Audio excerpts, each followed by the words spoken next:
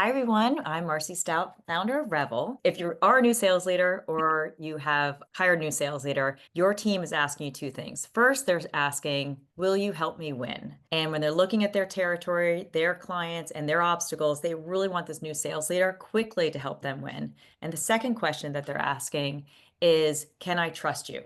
So if I'm open with my obstacles that I need my leader to help me solve these problems, are you going to coach me and be by my side, or are you going to hold that against me? So that's what the salespeople are kind of thinking from our opinion, but it's not just our opinion, it's really backed by data. We picked three of our favorite sources, and the first one's from Gartner. It's a sales leader onboarding report, and it said that 69% say that sales leaders don't feel prepared for success in their first year, often due to ineffective onboarding or lack of support. The second source we used is McKinsey, and they had the first 90 days setting sales leaders up for success. And in that report, they found that sales leaders who build relationships early are 33% more likely to hit their team's first half year goals. And then the third one is organizations with structured onboarding are 50% faster ramp up time and higher sales rep retention within the first year with a structured onboarding. So knowing these stats, our company, when we built Revel Search, we knew it wasn't just about the placement. We wanted to build a program to support our clients be successful, which is why we have our Revel 90 onboarding program designed to help new leaders accelerate relationships, build credibility, and drive results faster. And we use in our Revel 90 Cloverleaf, which I'm grateful for Stephanie to be here as a part of this. Stephanie, I'd love to have you jump in and take it from here and kind of maybe demo and do a live coaching session with Michelle. Awesome. Well, first of all, I'm super happy to be here. So, my background's in organizational psychology, and anytime I hear about an organization that's doing onboarding well, I get super excited. It's such an awesome feat because there are very few organizations that do it well, and when you do it well, it really makes a difference. So, you've heard the expression that you hate a new job for the first 2 months, and if you can create an experience where people don't hate their job for the first 2 months. I think that's amazing. So thank you just for doing what you do, because I think that also gives people a benchmark to really appreciate that process. So I'm going to share my screen and you'll be able to see the main Cloverleaf dashboard. As Marcy mentioned, Cloverleaf does pull in results from many common assessments that many people, everyone here, I'm sure, has taken assessments before. But what it's doing is aggregating those assessments and creating bite-sized coaching tips that are integrated into the tools that you use every day, right? So your email, your Outlook, your email, if you use Teams, it can integrate into Teams. So, but it's really great to also log in. Like I keep my Cloverleaf up the same way I keep my email up, or my, Google, whatever, or ChatGPT, whatever it is. I'm just going to share two quick features that I think are great during onboarding. Part of the reason why Cloverleaf is so powerful is it makes assessments the data that comes from assessments useful beyond an assessment workshop and really useful throughout the employee life cycle. And onboarding is a stage in the employee life cycle that is really critical in forming that relationship between the employee and the organization.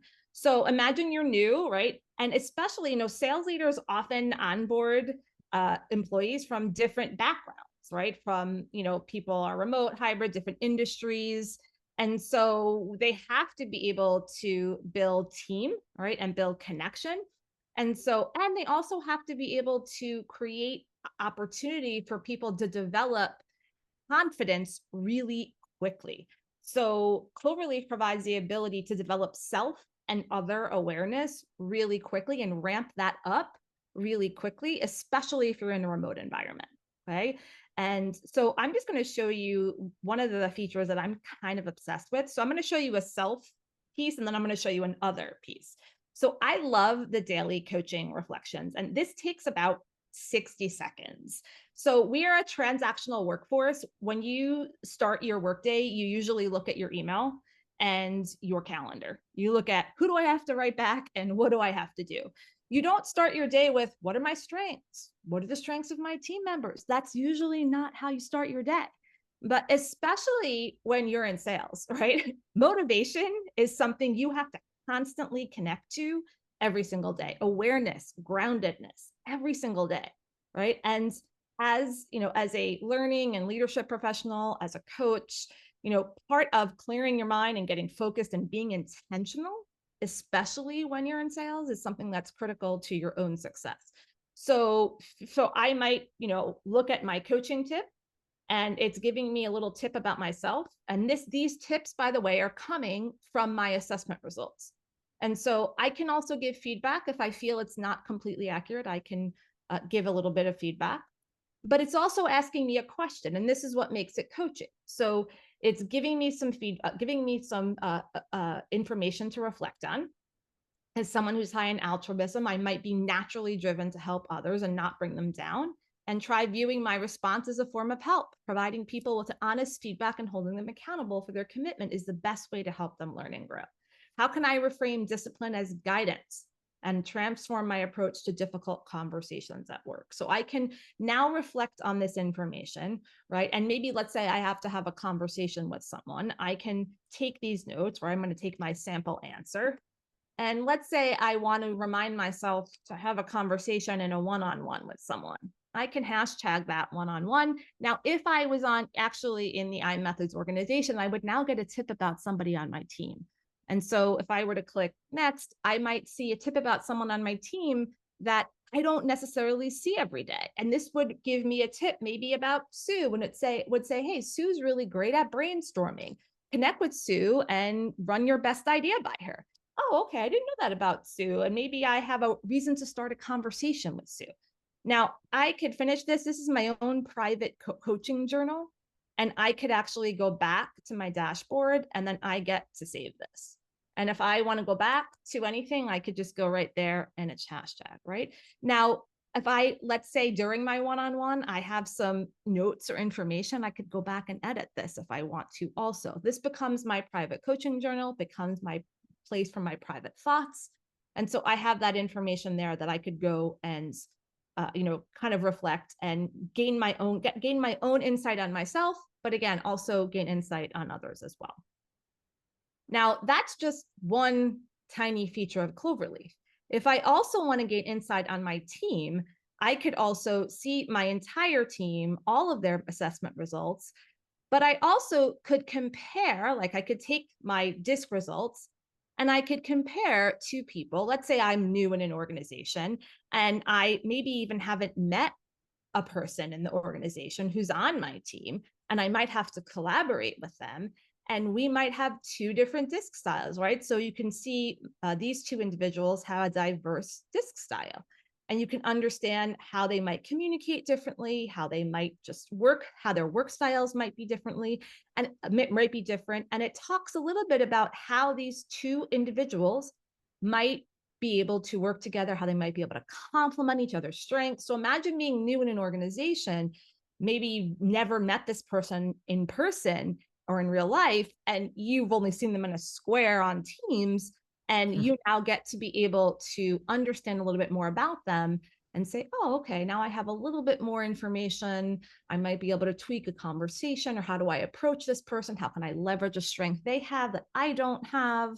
And again, this is ramping up a little bit of how to build that trust, how to build that rapport, how to take some information and maybe shift your approach. And just this little bit, you can change the assessment. How do we compare on 16 types? Do we have, oh, look, we're a little bit more similar, right? In 16 types. So 16 types is about personal preferences, and DISC is about behavior, observable behavior in work teams, right? So we're similar in this way, and we're different in this way, right? And so I can just observe, look, and see, how can I understand a little bit more about myself?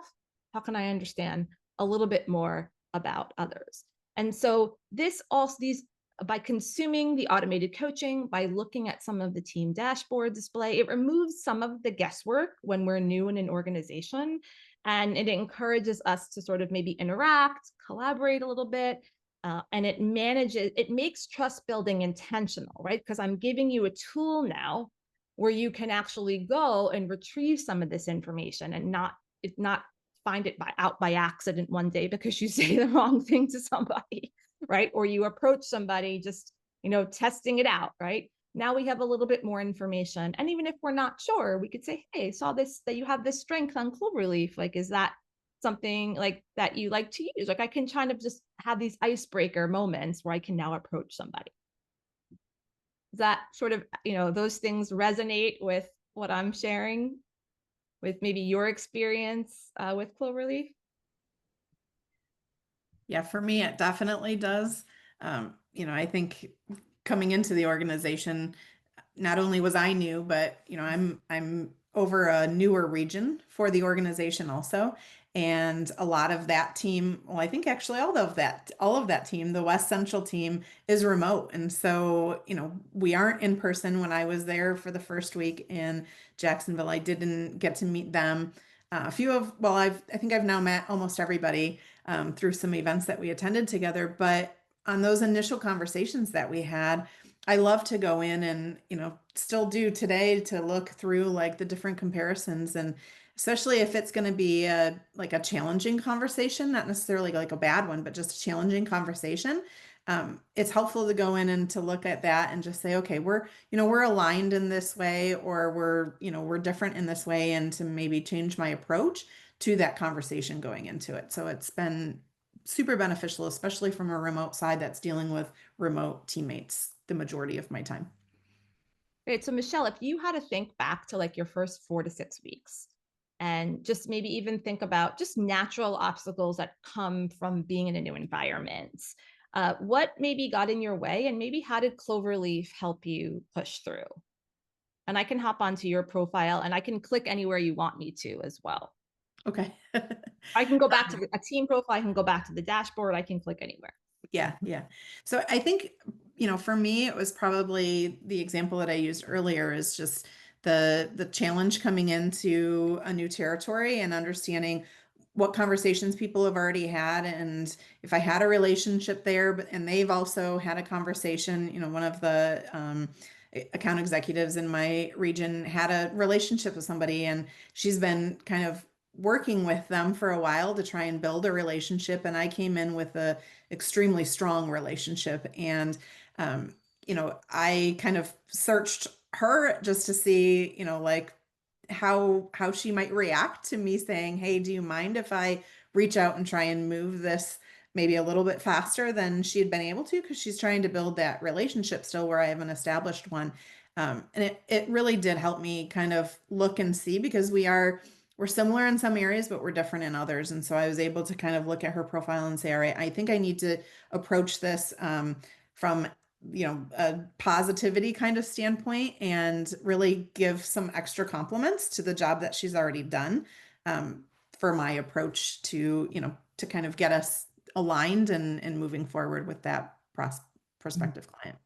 So you might have just like found your colleague, like I'm finding you right now, right? And gone to Yeah. her profile and said, okay, and I'm just going to go to your profile right now, but like, hey, what's her communication style? What's this person's communication style? What are her Yeah. conflict triggers, right? So this is taking all the coaching tips and kind of bundling them. Like, let me go through this. Like, what might set this person off, right? Right? If I say Sure. Yeah. X or Y, right? Yeah. Or Yeah. what's their leadership style or their work style, right? So again, like you could learn a lot about a person just by going to their profile. So I'm looking at Michelle's profile. So it's comparing me and Michelle. So if Michelle went to her colleague's profile that she's describing right now, it's going to compare Michelle and her colleague. Right. And so it's going to provide that comparison right there. And so now Michelle would see all her colleagues' results and say, okay, what is her colleague's strengths? What is her colleague's disc style? Right. And I've done this before too. Like if I had to collaborate with someone, I'm just kind of sitting on their profile. How can I immerse myself in learning about this person, how they might like to communicate, how they might like to be communicated with? Right. Yeah, that was that team's roles. I love that Oh, section. yeah. It was, I think, actually one of the calls that we had talked about this webinar on. We opened that up, and that was that. I really like that feature right there. It kind of gives you different dot levels for how your Yeah. strengths are, and when you're looking for somebody, we realized that our West sales team is like perfectly aligned. It was it was a little bit crazy when we started looking at it, but that was really helpful. When you look at like conflict resolution, I can see that, from maybe Joanne's and some other standpoint. and for leaders too. So if, when I'm thinking about, all right, I report to this person, let me look and see what my approach might be with my conversation with them. It's helpful in that way too. So yeah, that team role grid is. Yeah. So just for anyone who might not, know what some of this means. So this basically aggregates several assessments. And so the role grid, this is based on the research of Dr. Meredith Belbin, and he studied teams and what made them successful, what roles need to be filled to make them successful. So these little dots, think of this like a gas tank. And so when someone has 3 dots in this role, it means they thrive in this role. This is like a natural, organic part of who they are. When they have 2 dots, they're strong in this role. They could absolutely like do this role. But it isn't necessarily something that maybe they would love to do forever. When they have 1 dot, they could step in if they needed to, but if they were doing it for a long time, it might cause burnout, right? So ideally, you want someone with 2 or 3 dots in that area to step into that role. So when you see a green check mark, it means, hey, this team has basically a lot of gas to make that role go.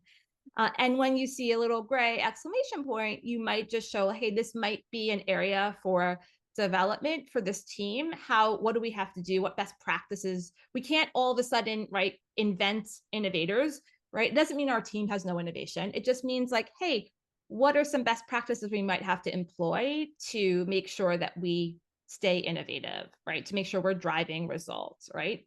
We just might have to just create some structure around that. That's all. Great. So is there any kind of like any time that like you had a really impactful coaching tip or a tip that made you like take action or really impacted you during your onboarding experience that you recall, or just an insight that Cloverleaf gave you, whether about yourself or someone else, that you just sort of stuck with you, that you either took an action for yourself or with somebody else? So I'll say one of the assessments in there, and I'm trying to figure out which one. Oh, the team rhythms. I that one was help. I'm not a morning person, and my team rhythms assessment really showed that. I think I'm the only anchor There you are. I'm an anchor on too. the team. And that was, I was trying to find a time to meet with somebody on the team, and I know for me, I'm not an early morning person, but there's somebody that isn't an early morning person, and so I kind of use that just to say, all right, like midday, like the Pacers, obviously that's like where the majority of folks sit, but maybe let's have a chat with this person. Maybe I can get some extra energy from them in the morning, versus in the evening. Whereas I'm like in the evening, I'm like, all right, I'm just getting started for the day. Let's go. And so that was really, when I completed that assessment, I was just kind of like, oh, that's nice. But then as I like started to look at it and utilize it more, that it kind of was a bigger tool for me than I initially thought it would be. This is super enlightening, especially when you are doing meetings, right? So for example, if anyone go read about this ultradian rhythms, right? So we all have a waking rhythm. And so we are designed to do deep work in our peak period. And we're designed to do brainstorming or lighter work or creative work in our recovery period. And I know you might have to do time zone math if you have people in different time zones here. For example, you can see here that Michelle, similar to me, right? She's in her recovery when most people are in their peak, right? And so there's a little bit of a conflict here sometimes, right? Yeah. So and it works out for me being on the West Coast yeah, team. there you go. Because when I'm getting into my peak, they're like midday, so Right, they're in there their you peak. go. So it happens to work out. It happens to work out because of the time zone math, right? Exactly. Well, and this is one of those that's so subtle that you don't really hear many coaches talk about. And for me, I just assumed everyone was morning people. Like, I don't know why, I just assumed, because like all my, podcasts I listen to talk about are waking up early. And then when I saw this, I saw half the people on my team, not morning people. But you look at this and I think about the first 90 days. And Michelle, if you go to a meeting and it's just not your peak period and you don't have this insight, everyone's all fired up and into it. And you're like in those first 2 months, you're like, I don't even know if I like this. But by knowing it, you're like, hey, I just need, everyone, Yeah. it just ends up the negative self-talk isn't there because you kind of get it. And then, Yeah. you are the one that can be better at brainstorming. Yeah. That's And it like helps your me recovery. it really helps me design my day a little bit too. So I know like Joanne, part of our conversation during my one of our check-ins was, in the morning, I'm not a morning person, so I like to drink my coffee, and that's where I do a lot of the research for the day because it's not like a high intensity task where I have to like interact and be like on. It's something where I can ease into my day in the mornings, and then at night is usually where I'll schedule some of those, maybe client meetings or something where I need to be more energized for. So it's helpful in that way. Well, and if you don't mind, I'd love to share the client navigator feature Yeah, since this is a sure. sales-based call. And I know there's a lot of people on here that are in sales, and some of you have Cloverleaf, some of you may not.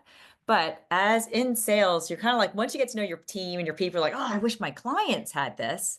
But they do have this feature, and it's really cool, is you actually, your client doesn't know you completed this on them, but you do give like basic information like their name and maybe their email address. But you answer some questions that are disc-like questions, and this is I did it on my brother, so we're not allowed to show it. But you just answer the questions based on your opinion, and your opinion could be different than maybe one of your peers' opinion about the client. But it'll do a comparison chart about you and your client, and you can see how we're different or how we're similar or his talking styles based on the questions are like when he speaks, does he speak deliberately or quickly or slowly? And it's stuff that you interact with him that you certainly have an opinion on. And then it just sees where you guys, have some differences and have some gaps. And you can even go into like meeting prep, how to prep for this person that has this type of style when you're meeting with them. And, and then it even has some, some coaching insights. So it just has a lot of good information. So when you think about meeting with a client, too often we go in and prepare because we're like, what are their business pains? How is that causing problems? How can we solve it? But if you take the same approach of trust and you get equipped because you know who you are because of, Cloverleaf and understand the background, and then you start applying it to your customer, you're going to show up differently. You're going to either show up with a lot more facts or a lot more ways of building trust and rapport first. You're going to follow up differently, set agendas differently, but it really is a powerful tool at that point as well. Thank you so much for everyone on the panel that joined us today.